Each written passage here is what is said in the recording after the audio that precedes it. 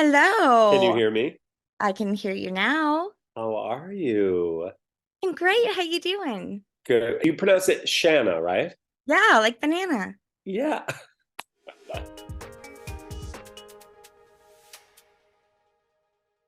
I can't wait to hear about your new book. Or is it a new book? Yes, I have five other ones, and my most recent one is Unstuck. It came out last year.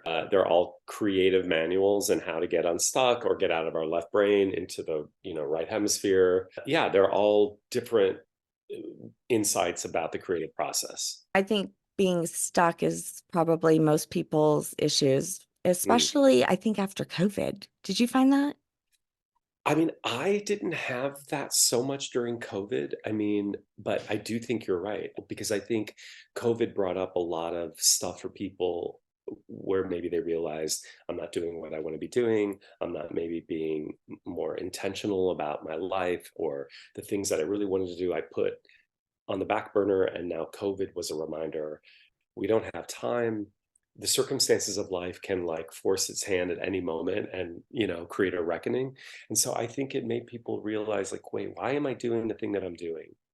And Shanna, I think that is important because I do feel like a lot of, like, since I work with so many creatives, it is their desire to, I'm not big on that word purpose because I have a chapter in Unstuck about that word purpose because I think sometimes it gets co-opted. So I like Mm. that we use the word intentional before because our purposes change every moment.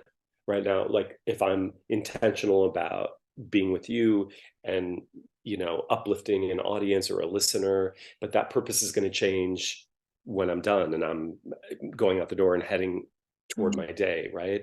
I also think like purpose sometimes is a word that we affix onto us and it's kind of more capitalist driven because you have kids. I don't know how old they are, but what is the purpose of a child? It's not about having purpose, it's about being. Mm. So I think sometimes we get really worked up about, I've got to find my purpose in life and it has to be purposeful. And I think actually that can actually work against us finding our true value where we can serve different ways of being expressed creatively.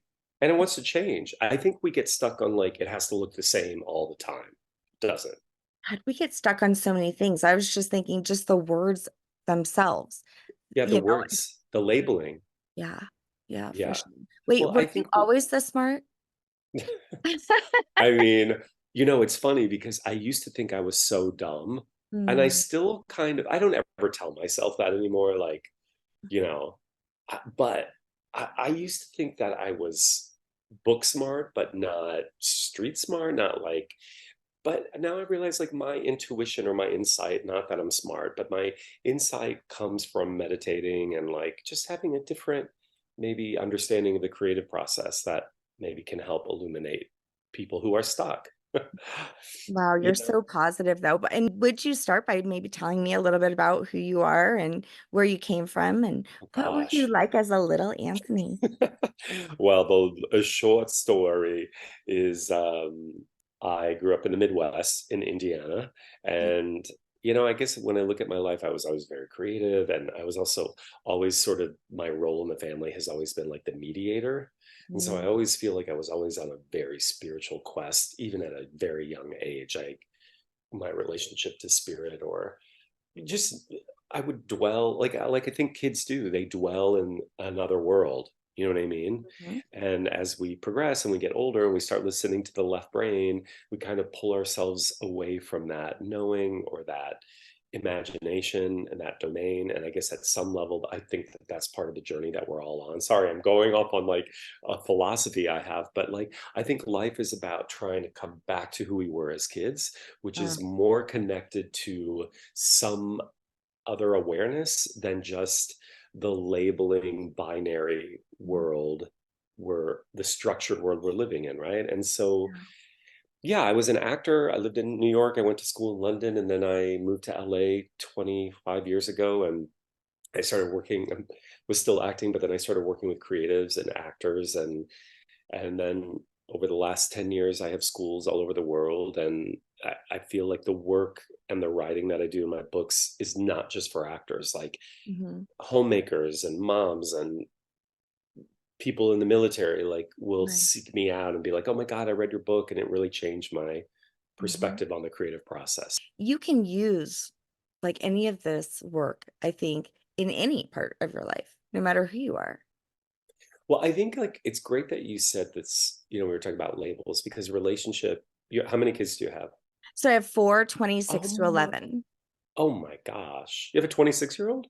Mhm, and it's yeah, and You're on so young. How old were I you when am. No, I'm 47, so Okay, I'm about to be wow. 48. You're rocking it. You look amazing. Thank you. I think we get so again stuck on the identification with the label and then what we think it means. And if you think Yeah. about relationship, it's not a noun, it's a verb because we're constantly changing and we're relating to someone.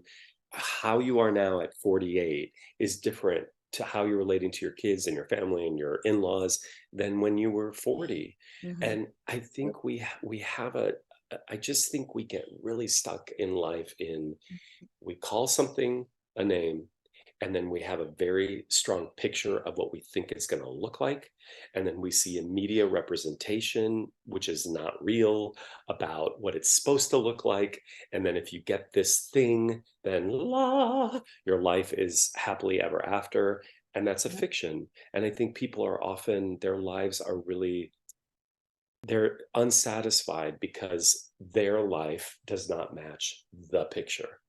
Yeah, absolutely. And I tried to fit I did a really good job. I'm not an actress, but I was sure was acting most of my life, playing the role and trying to be the best, right, at everything. And my kids were going to be the best and they were going to make me look better and all of this. Oh yeah.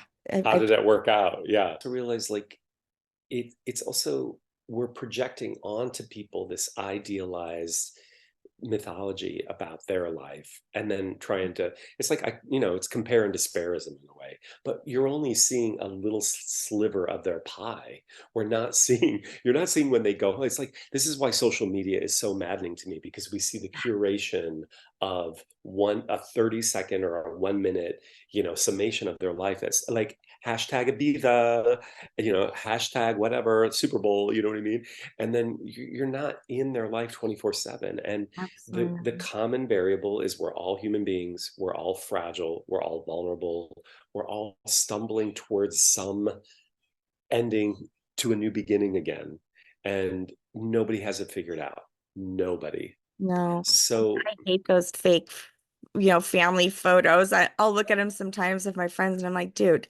they're like on the verge of totally right ending. collapse And that's they're right like yeah sitting there acting like they are so in love. that's so funny But you know what's so sad is it portrays to people that what's wrong with my life because it's that's not right like that. And that's and I right find this with children often where they'll look at this beautiful family or this dad holding this sign on the side of the soccer field and think that that is what makes a good family, a good father, and all these things. When this dad over here, who maybe has to work all weekend and can't make it, would die for you, hmm loves you no less than, but yet you think this because this is the picture that you see.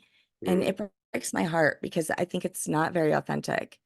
And I think it causes that FOMO, hmm fear of missing out. yeah yeah Although I joke with my a producer, I just finished this movie and she produced the movie and we call it JOMO, joy of missing out. Because I you love that. realize like because that whole FOMO aspect, right, is you're scared you're gonna miss out, and then you go to the thing that you were really scared that if you missed out, you were gonna miss the party of the century. And then you go and you're like, it's these people and it's this. You know what I mean? Right? So you realize again, it's not real. It's just not. I think Right. yeah, I just think we live in a culture of distraction. And, again, I kind of blame the tech world and social media. Not that, the tech world has given us a number of amazing, technological Yeah. advancements, but in terms of social media and the Mhm. sort of the code that's embedded in it set up to make us addicted and always searching for that next endorphin rush, right? Like, I mean, they've all talked about it. And I also think it's created this fracture where we're so seeking something other than, can I not just find a moment of happiness right now, doing Yeah. nothing, being locked off or offline, just sitting in nature or in my garden and not constantly having to seek the rush of something else. So I think that's where FOMO comes from. Yeah. Oh my gosh. And it's so freeing when you don't have to, have that fear of missing out, which fear seems to be the root of all evil. Yeah, it really is, right? And Hmm. I'm sure, fear is false evidence appearing real, right? I love That's what that. yeah. But I think in my own life, I'm always looking at, gosh, behind the excuse or behind the complaint or behind, the, I don't know, the no, when I say no to things, if I look deeper, there's always a fear attached to it. Hmm. Well, if I remove my first response and then I kind of unpack the fear, oh, I'm a fear of being vulnerable or a fear of being seen or a fear of failure or a fear that I'm going to be ridiculed or judged, right? And if we can just sit with that and then, I don't know, still move forward in that direction, having it. I think the thing is we think that life is supposed to be devoid of fear. And I Hmm. think, as I'm sure you know, like you just Hmm. have to take the fear along with you, and then you see it's like fairy dust. It's not really real, Right. but it does occupy a big Yeah. chunk of real estate in our It's in our heads. DNA. Yeah, that's right. Well, Literally that's there. true. It's also the Yeah. primordial part of our wiring. So it is needed, right, for us to we wouldn't be here. Thousands of years of evolution has served us with the fight, flight, fright response, if I said those right. The reptilian brain is there, but we're not fighting a saber-toothed tiger anymore. Again, I think I'm not blaming I promise this is not a podcast of blaming social media, but social media does Yeah. also, as you have kids, it does trigger Mhm. that response. The reptilian brain Yeah. does get stimulated. It's not healthy. And my youngest is 11, and thank God she's not quite there yet, but it does make me worried because then, you get on that algorithm. That's what worries me is the algorithm. So right now, when she's on something, she just sees Roblox and like fun Right. kid stuff Funny and stuff. puppies Yeah. and Yeah. Yeah. kitties, Yeah. and just one wrong search and God knows where she could end up. And that's what scares me. And I think this is what they've been talking about in Congress lately, with all of the owners of all of the social media, which it needs to be talked about because we Yeah. didn't have to deal with this when we were little. I mean, we literally had to wait to go to school the next day to find out what was going on. It's I mean, true. I literally sat on my kitchen counter attached to a wall having making emergency breakthroughs. Like, how rude to my friends. Oh, you Because had call interrupted. yes, I mean, it I didn't was even so have that. nervy. I had the old school phone with the long The cord, and I rotary. would stretch it. The rotary would stretch it Right. around the wall so my mom and dad couldn't hear me on the phone. Oh my God. And if you missed a number, good Lord, you'd have to Busy, start all over. zing, zing, zing. Yeah. It's like, why are they talking on the phone for so long? There was no I know call it's so waiting. crazy just to imagine how things have, evolved so quickly. Progress. Yeah.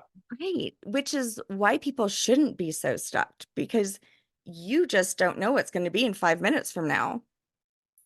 Well, I think you speak to a really interesting point that's coming to me now is that there is a part, okay, first of all, our brain is not able to process the amount of data that we're receiving in 2024, that it's just we're not equipped. Our own evolutionary process has not caught up with the technology. So it is stimulus overload, right? And I also think I know a lot of your listeners are on a spiritual path or a meditative path, or, I think it also is anathema in a way to just being.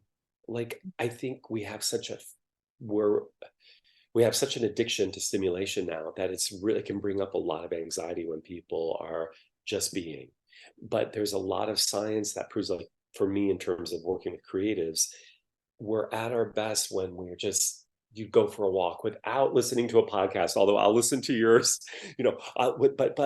We have to not always be doing things with something. I'm guilty of that too. I listen to podcasts a Yes. lot, but what is it to just like take a walk or be in the Yeah. garden or sit? Yeah, it's too much. Again, I think it's like we're all taught that multitasking and processing all that information is you've got it, Like but you you're don't. successful in doing all of it. Yeah. Yeah. But also, it's been proven that you're not processing really at a deep No, level. you're You're hearing half-assed. sound bites. That's right. You're not. So it's not. So hopefully, people who are going to be listening to this podcast are just going to like be zen with it. Just lay down on the couch and listen to what we're talking about. This is why also, Shannon, they say that this Harvard Ellen Langer, she's done a lot of. That's her name. She's a Harvard sociologist. I think she's really amazing, and she has shown through her work that when we go on a vacation, let's say, a vacation is fun, not just because, okay, you're in like a really beautiful Caribbean place or Mexico or whatever, or Europe, but also because it rewires your Mm, brain because you're experiencing something new.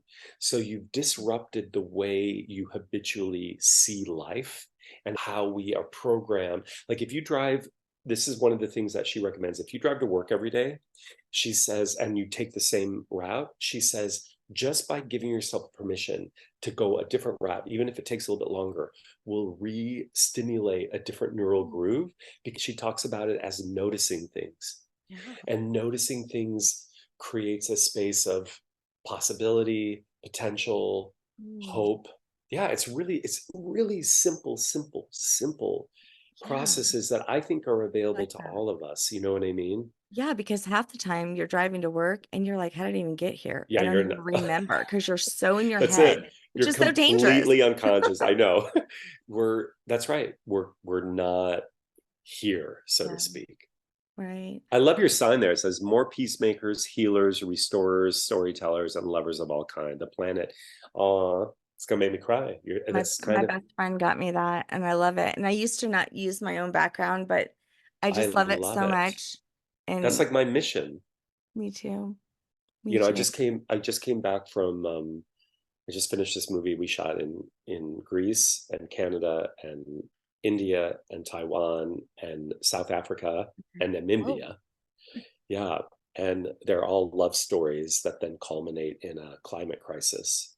And wow. yeah, I'm Ooh, really excited about just kind of sharing the human aspect of living in a warming world and how, I think people can really relate to love. And yeah. how do before we started the podcast today, we were just talking about, because I live in California and we've had historic flooding. And, Mhm. as I think as our world warms, we're still going to love and get married and have kids and divorce and move. But I'm trying to explore that part in a world that's changing. And so, yeah, I think when I read that, that's kind of my mission in life. Yeah. It's interesting. Speaking of storytelling, which, I listen to people's stories all the time, but there was a point in my life and growing up, being vulnerable was a weakness. In sharing your story, it's like, don't tell people your I hear that all business. the time. I mean, you don't want people to know, you're struggling or anything like that. And so my best friend Mandy used to co-host with me. I mean, she just like tells everything. And I'd be like, oh what but the thing is I learned that through those stories is connection. And this is something that we've been Mm, lacking. mhm, And it's like, it is kind of almost like that Me Too movement in some way, but more, general, just I've been here. I've done this. mhm. I've been there too. And it makes people feel less alone because you can feel so alone sometimes, many times in this journey. And I think that also keeps you stuck. Love that you said that. Yeah, we have a convoluted relationship with vulnerability and we think it means weakness, right? Yeah. But vulnerability is really the core of being alive. There's nobody on this planet who's not at their most basic self vulnerable. Like I always joke, like, we think the Target is real or Walmart or I don't know, Spotify, and they are, but in the big scheme of things, we're all living on a chunk of rock spinning in the middle of dark matter in one cosmos, a part of one of many solar systems. You know what I mean?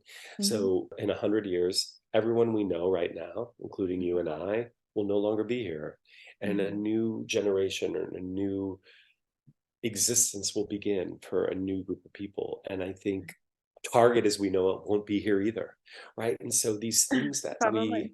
we yeah, for sure. Like Sucks. I these love these Target. yeah, sorry, Target. I hope Target is not Is one this that ad stays. is not sponsored by Target. Or maybe they will sponsor you now. Nothing against Target. I'm just using it as like Yeah. we are so oriented toward, I don't know, It's attachment. the physicalness of things, but we're Yes. so more than that. But sorry, I was going up on vulnerability and just trying to remind us all that that's when I take a broad perspective of my place in the cosmos, it feels very, for me, it can be very freeing, right? But Yeah. this idea of vulnerability, Brene Brown said it best. She talks about how vulnerability is really, it's really bravery, Hmm. because vulnerability means, I'm going to paraphrase it, but living in emotional uncertainty Hmm. and emotional exposure without knowing the outcome. Right. And that is the core. Nobody here knows how the story is going to end. Yeah. Nobody here really knows what's going to happen tomorrow. And so we are emotionally exposed. You're emotionally exposed talking with me because we don't know that I may say something that may open your heart and make you cry. But Yeah. that's also the point of power, right? Hmm. It's not weakness at all. It's really the ability to share, as you said, with someone your story, and you realize, like, I can relate to that story. Yeah. Yeah. Your I think story that's is powerful. helping me. Hmm. That's why for me with climate stories, I'm really interested in like social stories, like stories about what are happening to people Hmm. in this time. I'm a little obsessed with time, so I feel like my movies deal with time in some way. Yeah. Yeah, but I guess, like, again, it's by sharing a story, somebody can call you or text you or DM you and be like, "Oh my gosh, I'm so glad you gave voice to that because I feel that all the time, but I feel like I'm crazy because nobody else talks about it." Yeah. Yeah. That's the point. Mm-mm, absolutely. And here's one thing that I've always felt like I always loved to talk to like my grandma, who Oh, she was a mama. In Louisiana, we have mamas. uh-huh. So, but there's so much wisdom when you're able to listen. But yet there's this generational difference where you take like a 70-year-old man and like my 26-year-old son and put them together. They just have seen the world so differently Differently. that it's really hard for them to find a common ground. And I think that this, when it comes to even like politics and stuff, this is a huge issue because we just don't, we haven't lived the same world. So our experiences have been so different that it's hard to really relate. Mm, And so I I have four different generations in one house. wow. And it's so apparent to me that this generational difference, not being able to see eye to eye, but the one thing that you can usually connect with are like those stories.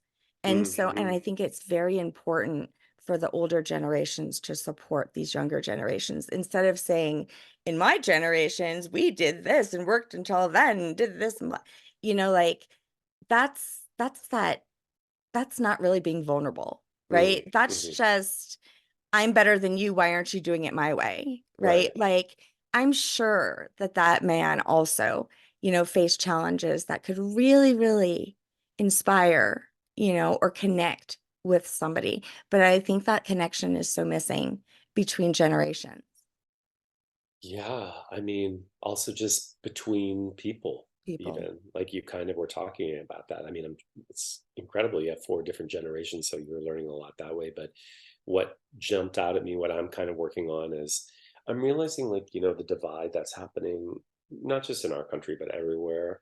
And you feel like you're looking at someone across the line and you have nothing in common, like you're talking Yeah. about. I've just really been practicing empathy in terms of, it doesn't mean I have to agree, but I've Hmm. also realized, like, whoa, you know what? If this person was born in my experience or had similar, nature nurture Yeah. aspects like I had, they may see the world like I see it. And Yeah. if I were born in New Orleans, I might have this perspective. And so Right. all of a sudden, you find the common ground, right? Yeah. I think it's empathy, And you know Jenna. what else It's, you yeah. do is you hold space for people. And I watched you do this. in all of your videos that I saw when you were in groups. You really hold this very safe space, a non-judgment space, which is exactly what I think we're talking about. Like if we could all do that, because what I see here that I think that is so good across the world, they may see it as absolutely something so bad. But does it Mm-hmm. make it good or bad necessarily? Right. Well, that's true, right? Except our own judgment about. I mean, also, if you look at it, the biggest spiritual picture of it all is none of it's good or bad, right? Like Right. from a divine perspective or even a scientific perspective, it's just neutral. I think it's also in our own life. The things that we think that happen to us that are quote unquote bad often prove to be really helpful for us in the long run, Yeah. right? So Greatest it's all, teachers. yeah, that's Yeah. right. It's all cumulative. But I guess for me, though, too, is again, I feel like this is a promo against social media. This is what's coming to me right now. The reason why we lack empathy is because we're misinformed. And that's the job, again, of disinformation. So if you hear a soundbite and you glob onto it because it's triggering your reptilian brain Yeah. and people get scared, then they hold on to something because of the way it was or the way they're familiar instead of coming and being really open minded to hearing a different perspective based on truth, based on science, based on Right. that. I think that we've kind of lost that aspect. And that to me is why we cannot find this common ground. Well, I'll tell you what, when I So I don't started to know. read the Bible for the first time with new eyes, I was like, dang, I've been told some fake news like my whole life. That's how I felt. Yeah. I feel like, we've been sold stories that really are just trying to benefit those in In power power.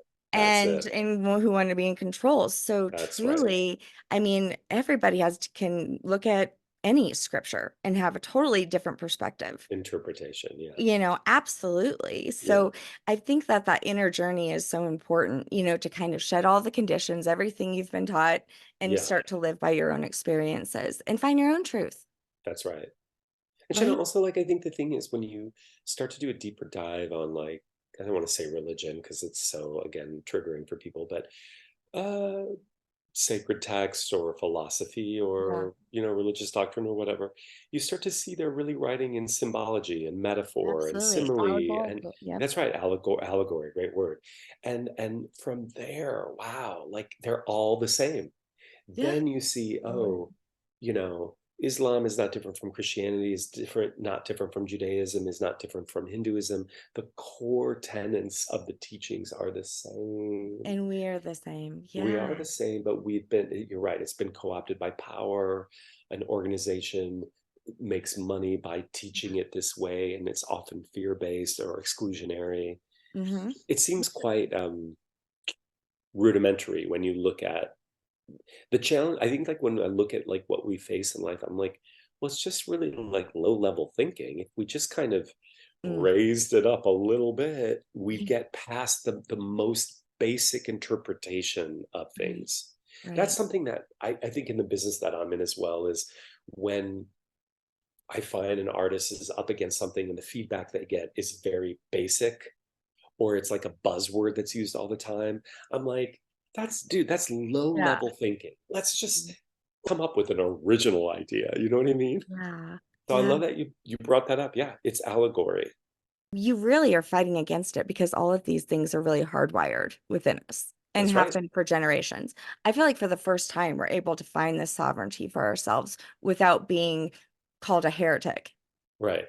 or a Bird at the witch. stake. Yeah. Yeah. Yeah, No, really. I mean, that's crazy. But I this is know. where we've evolved to. So it's Mhm. beautiful. But it's like, so these systems are falling, right? And so you have this uncomfortable period where people are stuck because they're not quite sure what should I do? What should I believe? What's the next step? I'm going against the grain. It doesn't feel comfortable. And so I think this is just one of those moments in life, kind of like that butterfly, that's about ready to, Mm. come out of the cocoon that's Hmm. struggling. Yeah, I love that analogy. Yeah. I think the challenge of life is to be a free thinker Yeah, and to me to too. break sort of our epigenetic line, right? Of my parents, God bless them, they're amazing. They were, I'm first generation American. They were immigrants, Oh, where from? from Germany. They were very poor. They grew up at the end of World War II. And anybody who has an immigrant upbringing knows that, like, for me, it's breaking this. You have to struggle and you have to work so hard, which, okay, yeah, Mm, one does work, but this attachment to the struggle and how hard it yeah. is Yeah. something that I'm trying to break. That's part of, I get it, they had like a potato a day to live off of, you know what I Mm, mean? So that's ingrained in their psyche, and then that mhm. gets passed on to us. And then Right. if Yeah. I were to So have kids, generational. yeah. So I think it's about, you're having to like forge your own path. That's scary though for people, right? It's easier to just take what's spoon fed to us. I feel like part of my what I discovered in my lineages is that women couldn't have a voice, especially women of color. And I would have been considered black. Hmm, hmm. Even though my skin tone is not, I would have been considered black. I mean, and I would have not been able to marry anyone outside of my color.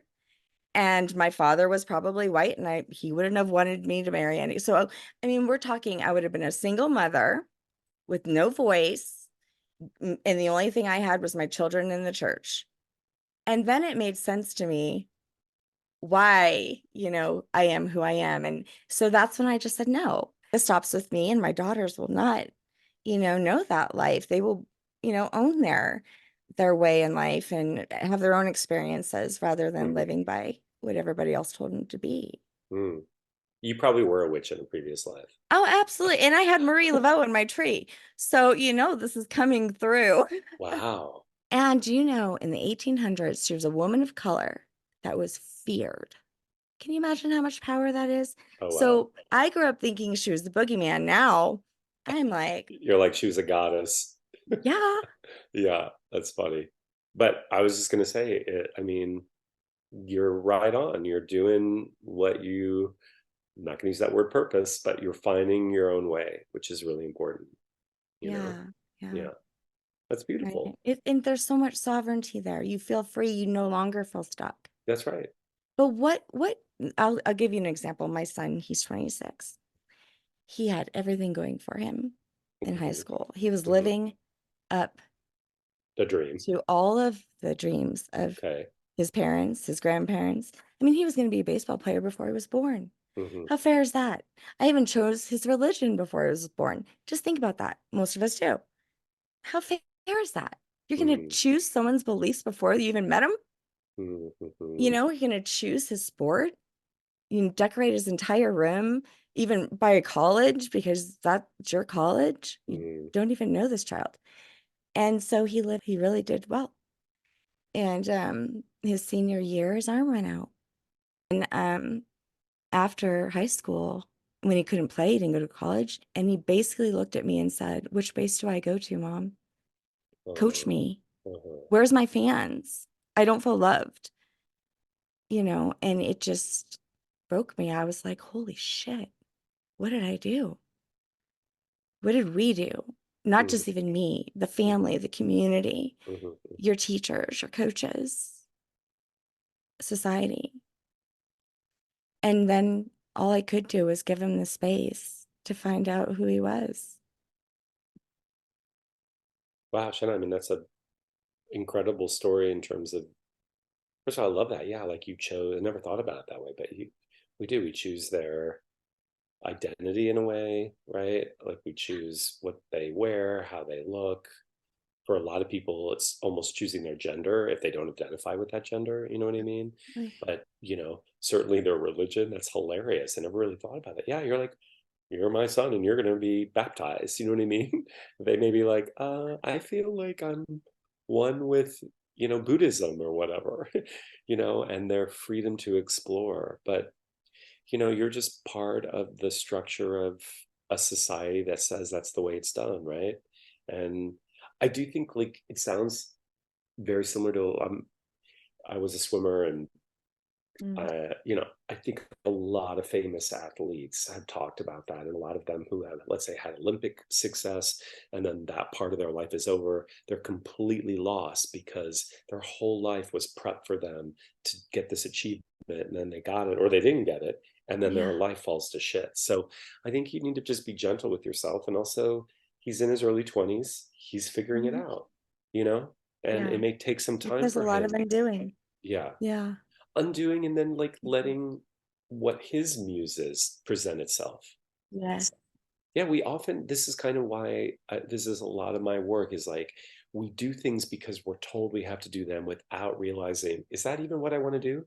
I'm doing that for my mom or my dad, or because I have to keep this legacy alive. That word, these imposed uh, doctrines, as opposed to, I actually want to go travel the world and serve, or I want to Yeah. make pottery or whatever. Yeah. It's so bizarre to me, but not because the system is entrenched. Mhm. I think, especially for me working with creatives, it's hard for people to own their creativity. It's kind of like a sacrilege because for many people, they've been taught, and this is not parent shaming, but Right. parents, I get it, they just want the best for their kids, and they equate the best for their kids means getting a Mhm. really great paying job. So you become a doctor or a lawyer, or I don't know, an accountant, and yet the spirit of the kid isn't that way. They're wired to be a singer or a dancer, but that doesn't, quote unquote, have longevity, or it's not safe. And so then they have very strong parents, and they themselves haven't developed that part of their voice yet. They go to school, then all of a sudden by the age of 30, they're a lawyer and they're miserable. So it's being brave enough to like follow your inner story, because we Yeah. all have one, you Right. know, but they're not, it's not practical. That's the problem. Yeah. Right. There's no box that you can check No, off no, no. sometimes for, who you are. Yeah. Yeah. But it's also part of the fun of the journey. Or also, maybe you are an accountant until you're 30 and you're really successful at it. And then you're like, you know what? Yeah. I want to do something else. That's the thing. We also are really obsessed with this culture about, you're a basketball player your entire life, and then you get into the Hall of Fame, and then that's your legacy.